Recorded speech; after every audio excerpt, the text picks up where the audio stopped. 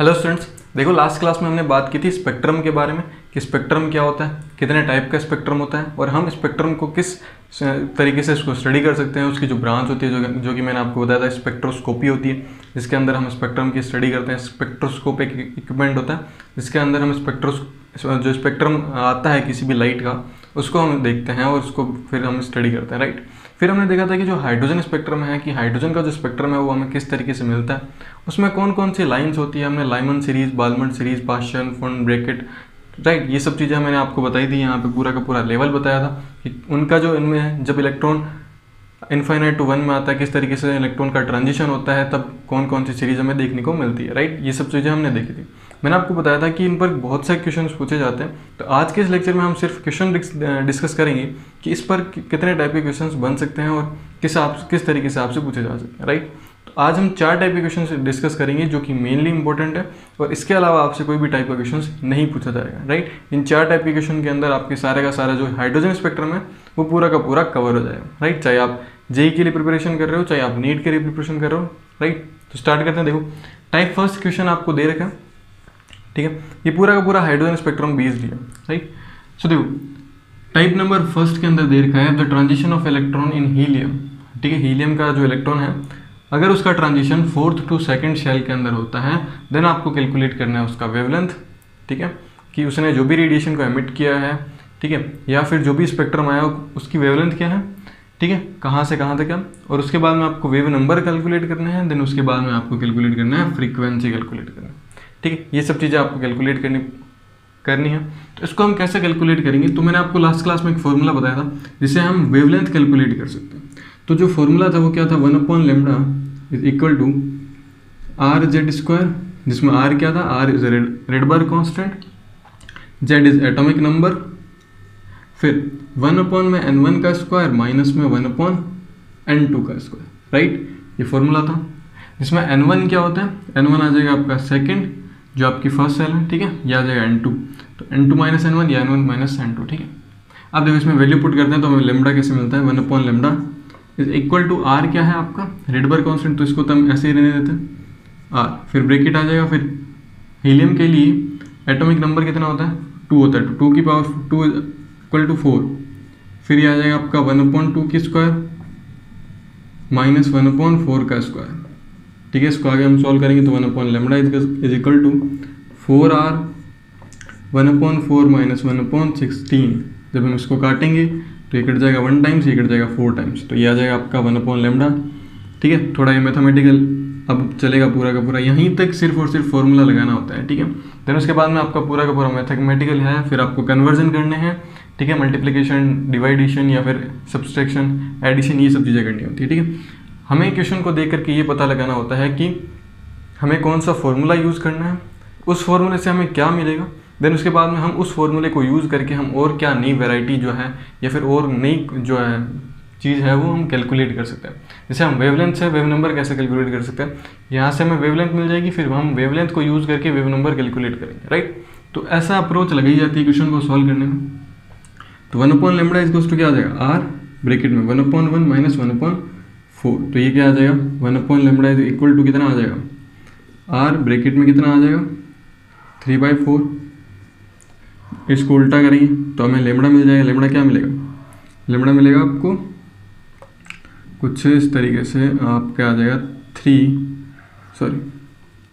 4R/3, ठीक है। ये आपका क्या आ जाएगा, ये आपका लेमड़ा आ जाएगा। जब हम R की वैल्यू पुट करेंगे तो यहाँ पे R की वैल्यू हम क्या पुट करेंगे, 4/3 इंटू में आपका आ जाएगा 912 एंगस्ट्रॉम, ठीक है। ये हम पुट करेंगे, जब हम इसको काटेंगे तो ये आपका लेमड़ा कितना आ जाएगा 12, ठीक है, 1216 एंगस्ट्रॉम आ जाएगा। तो ये आपकी वैल्यू आ गई किसकी, ये आपकी लेमड़ा की वैल्यू आ गई। तो हमें लेमड़ा कैलकुलेट कर लिया, हमने वेवलेंथ को कैलकुलेट कर लिया। वेवलेंथ से हम क्या कर सकते हैं, फ्रीक्वेंसी कैलकुलेट कर सकते हैं, फ्रीक्वेंसी से हम क्या कर सकते हैं, वेव नंबर कैलकुलेट कर सकते हैं, राइट। तो सबसे पहले हम फ्रीक्वेंसी कैलकुलेट करते हैं। Frequency is denoted by mu, ठीक है। तो फ्रीक्वेंसी क्या होती है, फ्रीक्वेंसी होती है C/में लेमड़ा, ठीक है। क्या होती है, C/में लेमड़ा होती है। तो जब हम इसको लिखेंगे तो कितना आ जाएगा आपका 3 × 10⁸ 8 अपॉन में। अब देखो ये 12 16 ये एंगस्ट्रम है, एंगस्ट्रम को हम सेंटीमीटर में कन्वर्ट करेंगे तो कितना आएगा 10 की पावर -10 इंटू 10 की पावर -10 आ जाएगा। जब हम इसको काटेंगे तो कितना आएगा 405 इंटू ये कट जाएगा यहाँ पे 2 टाइम्स इंटू 10 की पावर -2।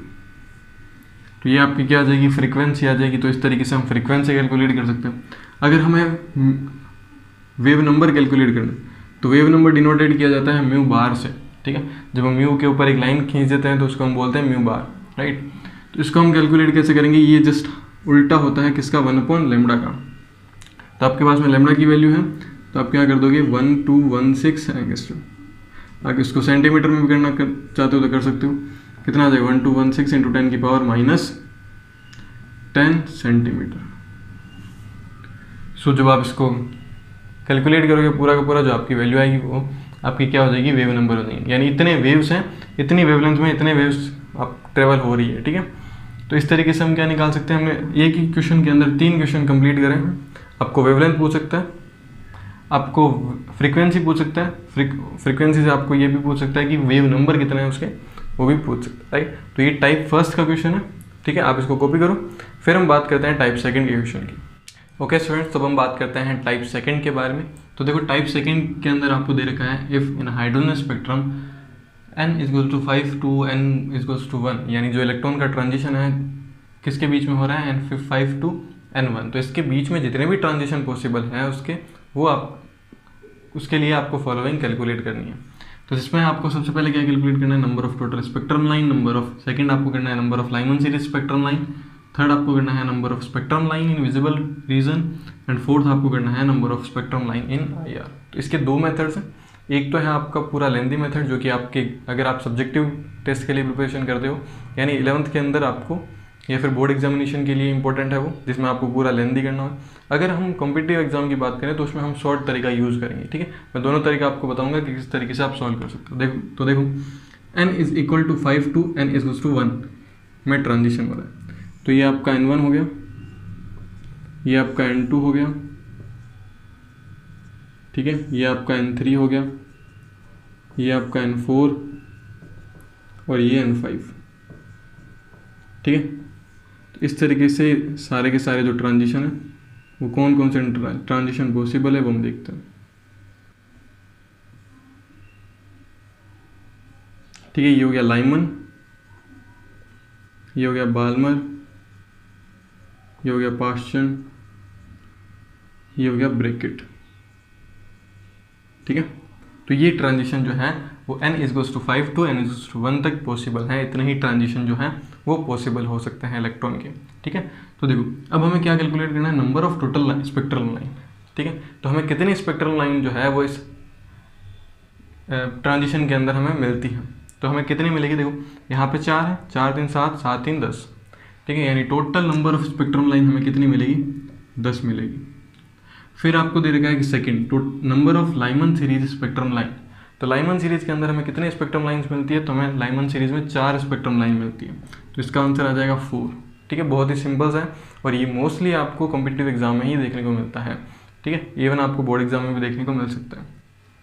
फिर देखो number of spectrum line in visible region. तो विजिबल रीजन जो होता है वो बाल्मर रीजन होता है, ध्यान रखना आप लोग, इस पर भी बहुत सारे क्वेश्चन मिलते हैं। ये जो रीजन होता है ये होता है विजिबल, ठीक है, इसको आप ध्यान रखोगे।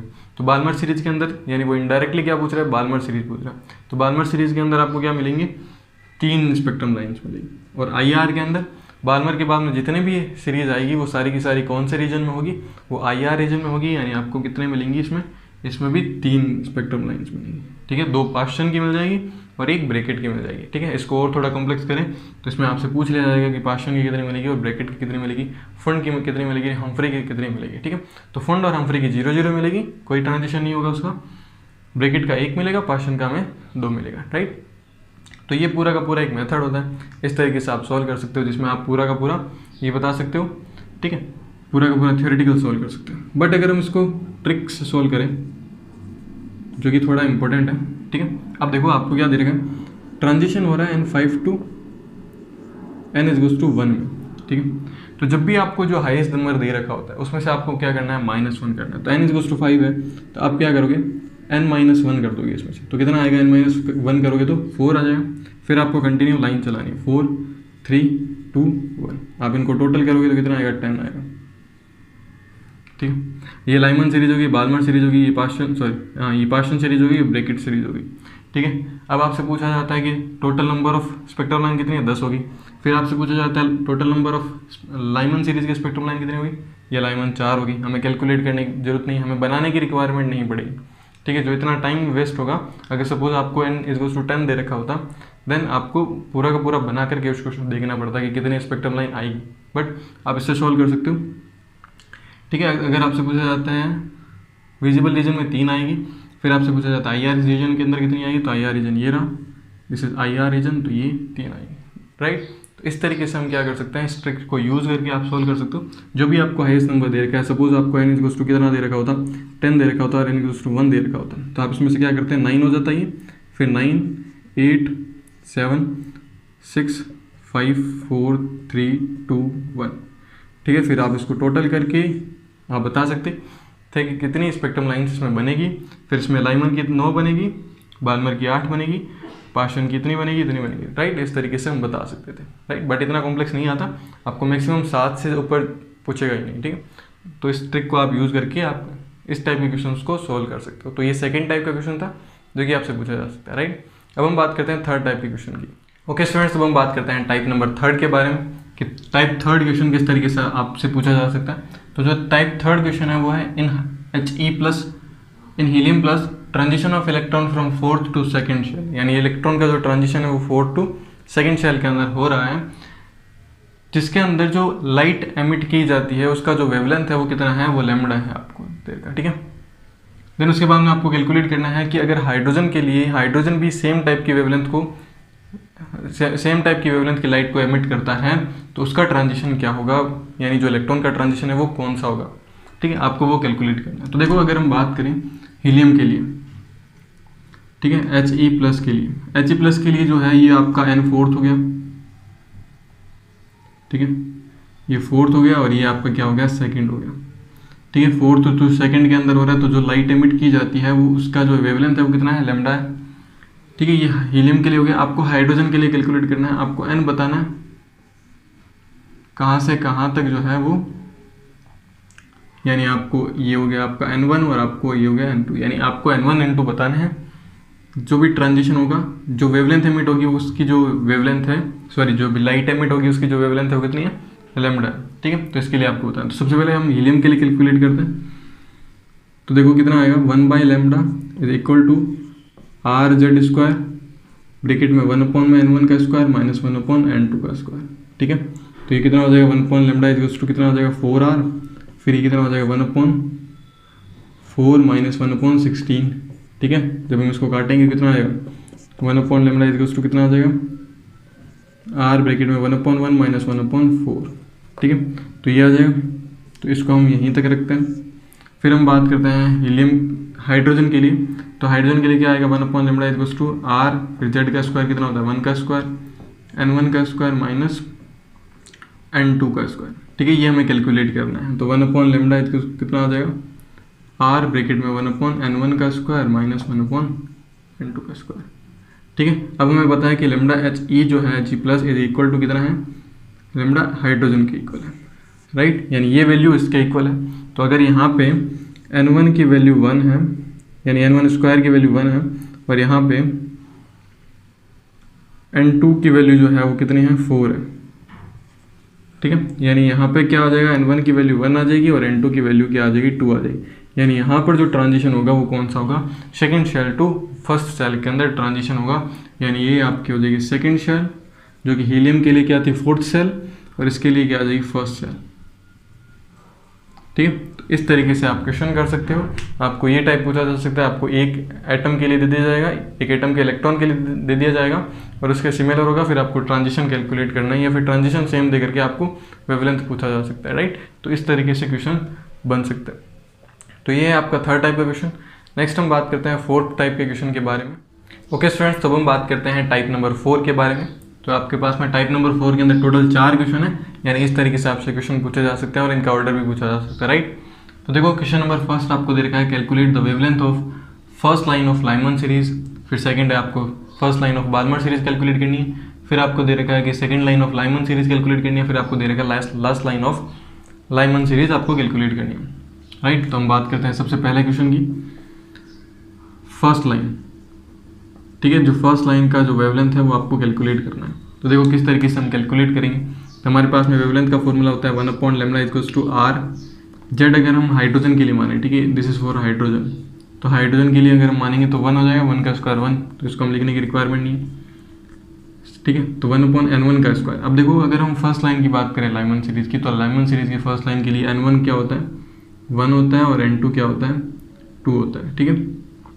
तो ये हो जाएगा 1 माइनस 1 के अंदर 4 आ जाएगा, तो ये आपका आ जाएगा 1/λ इक्वल्स टू आर, ब्रैकेट के अंदर कितना आ जाएगा 3/4, फिर यह क्या आ जाएगा लैम्डा इक्वल्स टू क्या आ जाएगा 1216 एंगस्ट्रॉम, राइट, है ना। सेम ऐसा कैसा कि हमने कैलकुलेशन अभी 2 बार किया है, तो इसका आंसर कितना आएगा 1216 आ जाएगा। यानी फर्स्ट लाइन के लिए अगर हम बात करें, इसके लिए लैम्डा की वैल्यू कितनी आएगी 1216 एंगस्ट्रॉम आ जाएगी। आप इसको सेंटीमीटर में भी कन्वर्ट कर सकते हो। फिर हम बात करते हैं सेकेंड लाइन के लिए, ठीक है। First line of Balmer series, first line of Balmer series start होती है n1 इक्वल्स टू 2, यानी सेकंड से स्टार्ट होती है। फिर अगर हम बात करें n2 के लिए, तो कहाँ तक जाएगी, 2 + 1 कर दोगे तो कितना आ जाएगा 3, यानी n2 क्या हो जाएगा 3, n1 क्या हो जाएगा 2, यानी ट्रांजिशन कहाँ से कहाँ होगा 3 to 1 होगा, यहाँ पे 2 to 1 होगा, ठीक है। तो हम यहाँ पे बात करें 1/λ इक्वल्स टू आर, फिर यहाँ हो जाएगा आपका 1/4 माइनस में 1 ये हो जाएगा आपका 9, ठीक है। फिर ये आपका हो जाएगा 1/λ इक्वल्स टू कितना हो जाएगा आर, ब्रैकेट में कितना हो जाएगा 1/30, सॉरी ये आ जाएगा 36, ठीक है। इसका एलसीएम लेंगे तो फिर ये आपका आ जाएगा यहाँ पे 9 - 4, फिर अपन 1/λ इक्वल्स टू कितना आ जाएगा आर, ब्रैकेट में 5/36, तो ये कितना आ जाएगा लैम्डा इक्वल्स टू कितना आ जाएगा 36 r/5, ठीक है। तो इस तरीके से आप कैलकुलेट कर सकते हो। ये अगर हम इसको काटेंगे तो कितना आएगा ऑलमोस्ट 7.12 के आसपास आएगा, ठीक है, 7.12 के आर के आसपास आएगा। फिर आर से मल्टीप्लाई करोगे तो उसकी वैल्यू आ जाएगी। फिर अगर हम बात करें थर्ड, ठीक है, थर्ड में आपको दे रखा है calculate wavelength of second line of Lyman series, ठीक है। Second line of Lyman series calculate करनी है, यानी n जो 1 है वो क्या आएगा सेकेंड 2 आएगा, ठीक है। और अगर हम बात करें n1 तो 1 ही आएगा, ठीक है। n2 जो होगा वो क्या आएगा 3 आएगा, यानी 3 to 1 आएगी। भाई पहली लाइन जो है वो 2 से 1 जा रही है, तो सेकंड लाइन क्या आएगी 3 से 1 आएगी, ठीक है। तो n1 कितना आ जाएगा आपका 1 आ जाएगा, n2 कितना आ जाएगा 3 आ जाएगा। तो 1/λ इक्वल्स टू कितना आ जाएगा r, फिर ब्रैकेट में 1/1 माइनस 1/9, फिर आ जाएगा 1/λ इक्वल्स टू कितना आ जाएगा r, फिर ब्रैकेट में ये आपका आ जाएगा 8/9, ठीक है। तो ये लैम्डा इक्वल्स टू कितना आ जाएगा 9r/8, ठीक है। तो बहुत ही सिंपल है, इसमें आपको ज़्यादा कैलकुलेशन नहीं करनी है, बस आपको फॉर्मूला यूज़ करना है, थोड़ा सा मैथमेटिकल कन्वर्जन करना है, ठीक है, उससे आपको इजीली आ जाएगा। तो ये 3 क्वेश्चन कंप्लीट हो चुके हैं। फिर हम बात करते हैं फोर्थ के अंदर आपको लास्ट लाइन दे रखी। तो ध्यान रखना जो भी लास्ट लाइन जब भी हमेशा आपसे पूछे तो हमेशा वो इनफाइनाइट होती है, ठीक है, क्योंकि लास्ट लाइन का ट्रांजिशन हम कभी भी पता नहीं कर सकते कि वो कौन से शेल से कहाँ तक आ रही है, ठीक है। तो हम हमेशा इनफाइनाइट मान करके चलते हैं।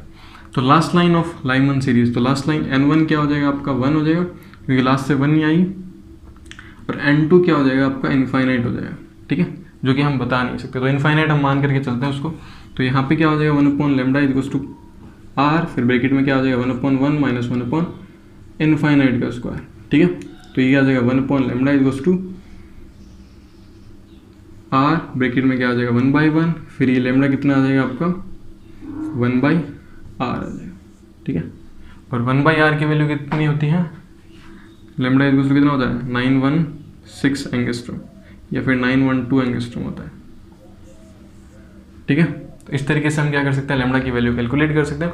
अलग अलग ट्रांजिशन के लिए, अलग अलग लाइंस के लिए आपको थर्ड लाइन पूछ सकता है, फोर्थ लाइन पूछ सकता है। बस आपको क्या पता करना है, ट्रांजिशन पता करना है कि उस लाइन का जो है ट्रांजिशन कौन से सेल से कौन से सेल तक हो रहा है, ठीक है। आपको हमेशा पता करना है, जैसे आपको n2 पता करना है, आपको n1 तो हमेशा पता ही होगा, ठीक है। n2 पता करना है तो उसमें से आप जो भी है लाइन्स वो है ऐड कर देना, उससे आपको n2 पता चल जाए किस तरीके से हम n2 कैलकुलेट कर सकते हैं, राइट। तो इससे ये 4 टाइप के क्वेश्चंस बनते हैं। ठीक है। आपको कई बार जो अलग अलग वेवलेंथ है उनको कंपेयर करके उनका रेशियो भी पूछा जा सकता है, ठीक है, जो कि मैंने आपको करवा रखा है।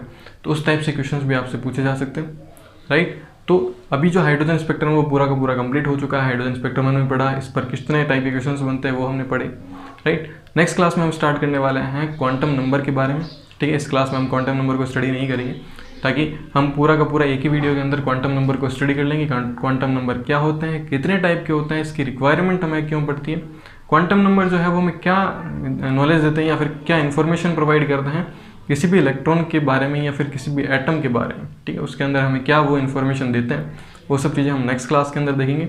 आई होप आपको ये आज का वीडियो लेक्चर पसंद आया होगा। अगर आपको वीडियो लेक्चर पसंद आया तो प्लीज़ वीडियो को लाइक कीजिए, वीडियो को शेयर कीजिए, कमेंट कीजिए और क्लिक भी को सब्सक्राइब कीजिए, ताकि आप आने वाले सभी लेक्चर्स को अटेंड कर सको, राइट। मिलते हैं नेक्स्ट वीडियो के अंदर, जिसमें हम डिस्कस करेंगे क्वांटम नंबर्स के बारे में। अब एटॉमिक स्ट्रक्चर कंप्लीट होने वाली है, ठीक है, 3 लेक्चर और बाकी होंगे ऑलमोस्ट, ठीक है, 2 से 3 या 3 से 4 लेक्चर अगर हम बात करें, राइट। देन उसके बाद हम केमिकल बॉन्डिंग को स्टार्ट करेंगे। ओके, मिलते हैं नेक्स्ट वीडियो के अंदर, तब तक के लिए गुड बाय।